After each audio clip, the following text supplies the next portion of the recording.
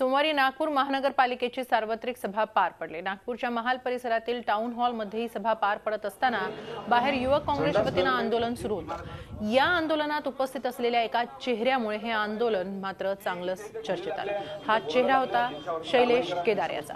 शैलेश केदारवर अपहरण, मारहाण, बलात्कार यासारखे 17 गुन्हे दाखल आहेत। 2014 साली त्याच्यावर एमपीडीए अंतर्गत कारवाई करण्यात आली होती।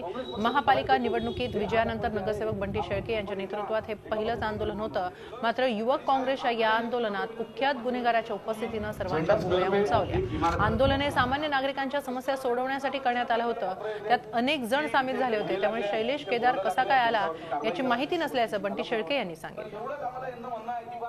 बरेचसे मुलं म्हणा, मुली म्हणा, ज्या युवक काँग्रेसमध्ये यायला त्या तयार आहेत। आता युवक काँग्रेसमध्ये कोण येऊन राहिलं, कोण नाही येऊन राहिलं याची खबरदारी आम्ही तर घेऊनच राहिलो, ऑन पेपर आम्ही घेऊन राहिलो। पण आता आंदोलनाच्या वेळेस आता जेव्हा हजारोचा शेकडोचा माप राहते, त्या मापमध्ये कोण येऊन राहिलं, कोण नाही येऊन राहिलं याची दक्षता आपण नक्कीच कशी का घेऊ याच्यावर आपण विचार केला पाहिजे। कारण की आता आंदोलनामध्ये कोणाला येण्याची न येण्याची तर रोख तर आहे नाही। आंदोलन कसं आहे, लोकशाही आहे, लोकशाहीमध्ये कोणी पण आपल्या आंदोलनामध्ये सहभागी होऊ शकतो। आणि आंदोलनामध्ये सहभागी झाल्यानंतर आता तो व्यक्ती कोण होता ते आपल्याला माहित नाही। झी 24 तास रहा एक पाऊल पुढे।